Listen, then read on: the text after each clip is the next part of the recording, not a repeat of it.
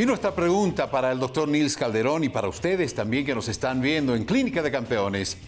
¿Se puede acelerar el metabolismo o es un mito? Doctor Calderón. César, si estamos buscando un medicamento, una actividad, una medicina que acelere el metabolismo, estos son mitos. Pero hacer actividad física, ejercicio, acelera el metabolismo mientras lo hacemos. Y si hacemos un ejercicio aeróbico, más todavía. Y una hora después de que hemos parado de hacer el ejercicio, seguimos gastando un poco de energía, acelerando el metabolismo. El pensar, el trabajar, el hacer alguna actividad mental también gasta metabolismo, obviamente menos que ejercicio. Pero no hay magias aquí. Nadia Comaneci asombró al mundo con el primer 10 perfecto en los Juegos Olímpicos de 1976. Esta gimnasta rumana probó la gloria y al mismo tiempo probó la hiel. Nadia Comaneci, la atleta insignia de los Juegos Olímpicos de Montreal en 1976, se enfrentó a la perfección a los 14 años. Las barras asimétricas fueron el elemento que ayudó a la rumana a alcanzar el confuso primer 10 en el marcador, que fue muy difícil de mostrar en un tablero con 3 dígitos. 5 veces más repitió ese puntaje en aquellos Juegos, 6 ideales 10 que llevaron a la niña a convertirse hace más de 40 años en la mejor gimnasta de todos los tiempos, al menos hasta esa fecha. Fiel a su creencia de que la ejecución sucia de un ejercicio era una pérdida de tiempo, en 1980 en Moscú obtuvo 2 nuevos oros en barra y en suelo, pero en 1981 desapareció del ojo público como consecuencia del régimen comunista que golpeaba a Rumania. En 1984, el Comité Olímpico Internacional la invitó a los Juegos de Los Ángeles, donde reapareció para huir de Rumania en 1989 y desaparecer completamente. Entonces se la vinculó con desórdenes alimenticios como consecuencia de la estricta mentalidad que había forjado a lo largo de su entrenamiento, basado en la perfección de su disciplina. En las gimnastas europeas era común observar que esa perfección se basaba en un bajo nivel de masa corporal. La única declaración que Comaneci siempre hizo acerca de sus supuestos desórdenes alimenticios fue que en aquel 1977 encontró en la comida una aliada que nunca había tenido en sus tiempos de crecimiento como atleta de alto rendimiento. Las presiones desde lo político, lo personal o individual, lo deportivo, provocaron un desorden alimenticio en esta gran atleta, que fue una de las mejores dentro de la historia de la gimnasia. Esto puede pasar tanto por factores externos como internos. Los 70 han sido años donde Nadia ha tenido la suerte y toda la capacidad para llegar a tener un 10 perfecto. Y no solamente uno, lo hizo 7 veces en las Olimpiadas. Ganó medallas de oro, en fin, pero la obsesión por tener unas medidas, ciertas medidas, la llevaron a enfermarse y caer en estos trastornos alimenticios. La sociedad, la familia no perdonó a esta niña que se haga mujer, ¿no? Entonces ella empezó a obsesionarse muchísimo con sus medidas y con la alimentación. Una niña, una adolescente de 1,63 y aproximadamente 30 kilos. 1. 2. Fue llamada por la prensa la niña comunista que no sonreía. Nadie se dio cuenta de esto. Presión seguramente de los padres para que sea un excelente deportista, peor en un régimen comunista. Presión de los entrenadores que posteriormente fugaron antes que Nadia. Y después de que ganó las 5 medallas en Montreal, no solamente tenía el control estricto para el entrenamiento, sino también tenía un control político.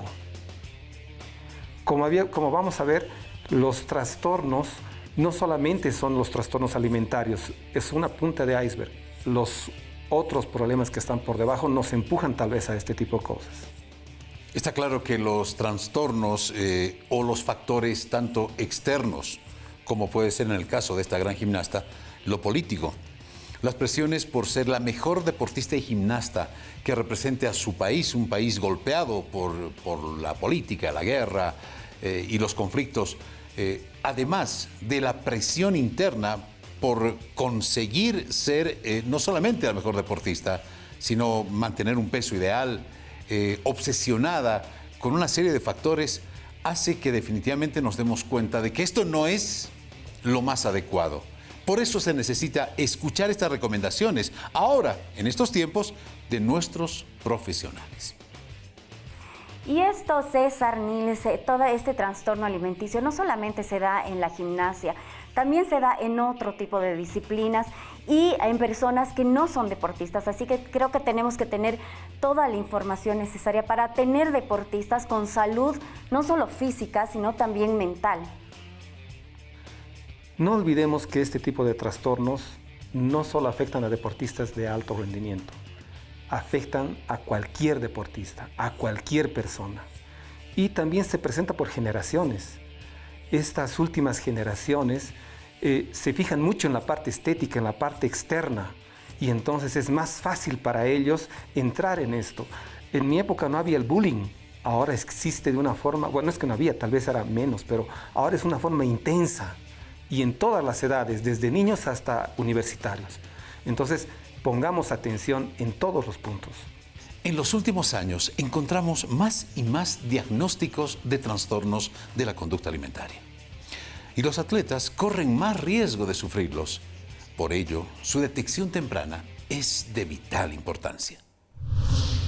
Los trastornos de la conducta alimentaria se dan a lo largo de la vida en ambos sexos, siendo más frecuentes en mujeres durante la adolescencia. Los deportistas constituyen la población con más riesgo para desarrollar estos trastornos debido al entorno que les rodea, que llega no solo a precipitar estos tipos de desórdenes, sino que incluso los justifica. Entre los trastornos de la conducta o el comportamiento alimentario más frecuentes en los deportistas están la anorexia y la bulimia.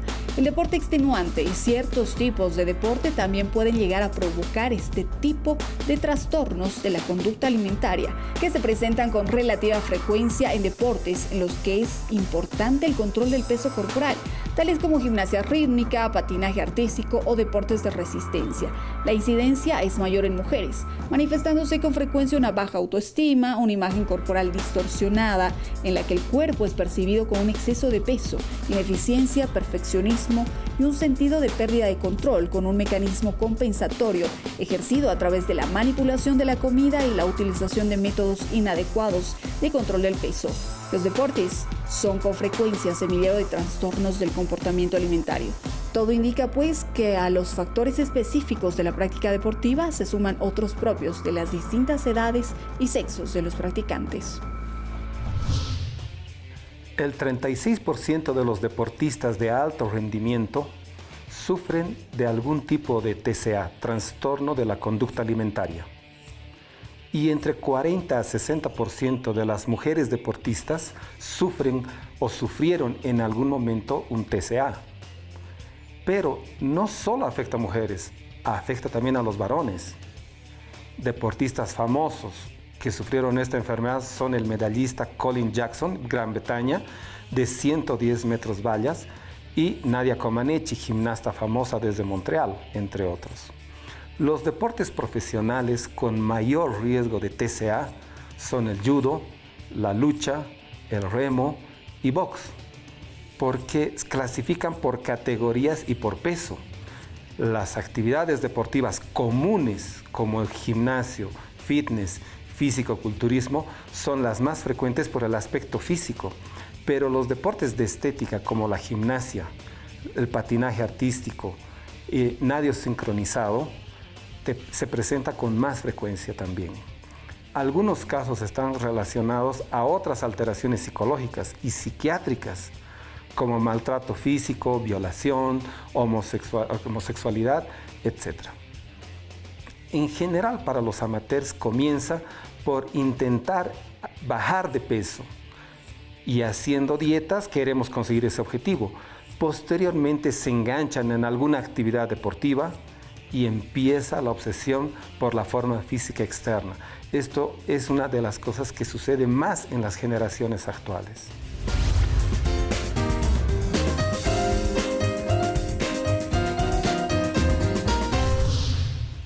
Hoy en el panel de especialistas tenemos al psicólogo Jaime Gómez. Bienvenido, Jaime.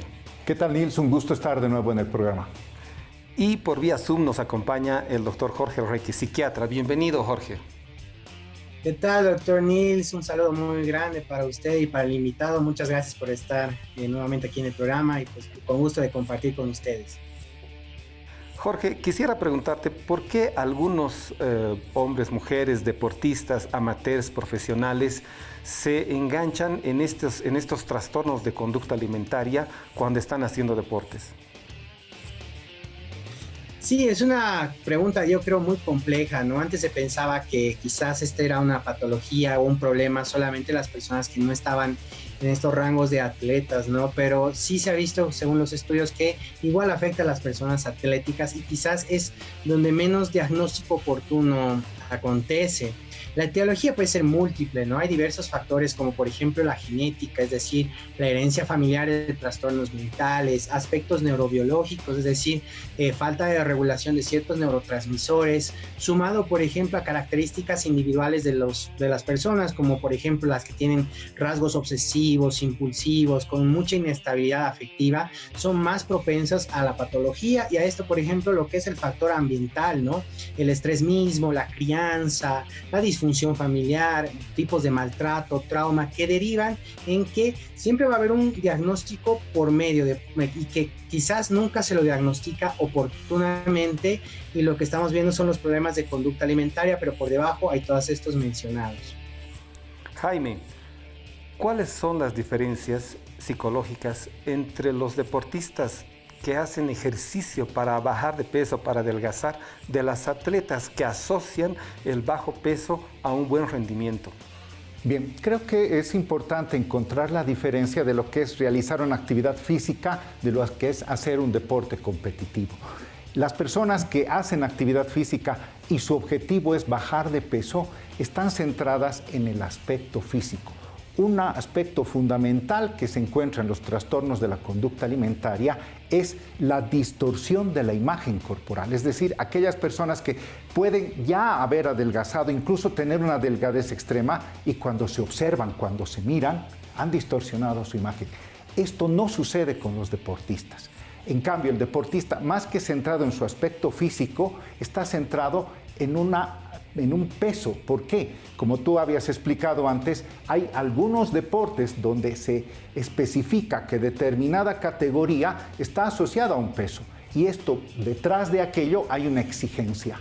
Tú tienes que cumplir aquello. Entonces, hay la diferencia. Yo centrado en el aspecto, yo centrado en el peso corporal. Jorge, ¿cuáles son los efectos de los trastornos alimentarios TCA y cuáles los efectos en la actividad deportiva?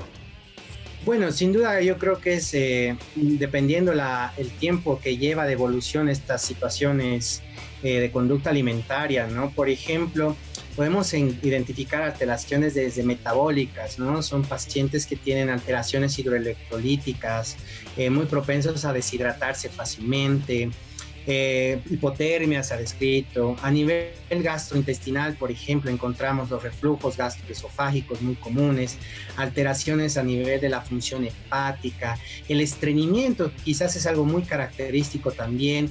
A nivel cardiovascular, pues tenemos múltiples, ¿no? Y creo que, digamos, aquí es el más riesgoso, ¿no? Las alteraciones electrocardiovasculares como arritmias, atrofias miocardíacas, tenemos hipotensiones, ¿no? Es decir, baja presión arterial.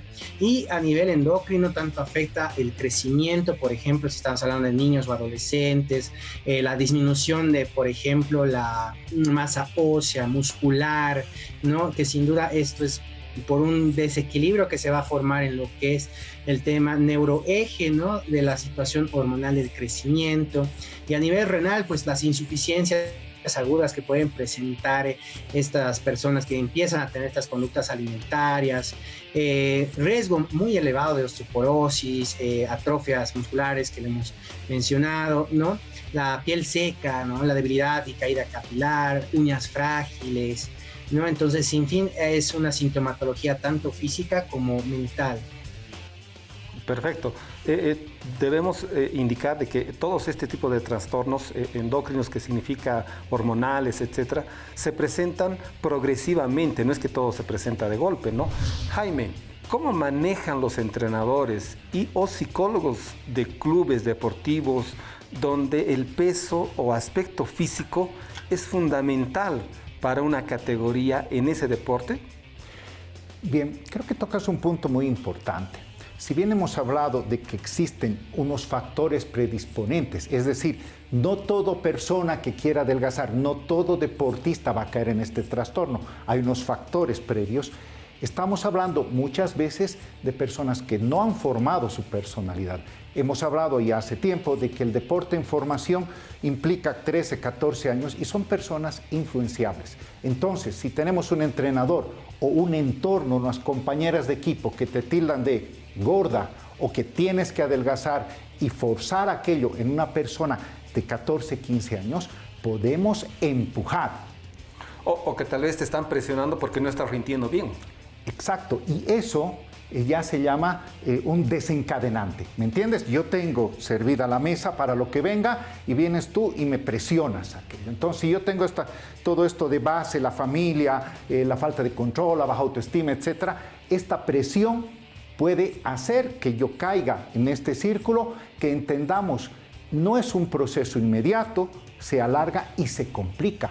No es de fácil remisión un trastorno de la conducta alimentaria. ¿Qué indicadores a la familia deberíamos darle para que se dé cuenta? Las personas ocultan comida. Estas personas tienen ejercicios como, por ejemplo, en la bulimia, atracones e inmediatamente expulsar la comida, vomitar. Esas no son conductas normales. Ya nos están alertando, nos están diciendo que ahí hay un riesgo.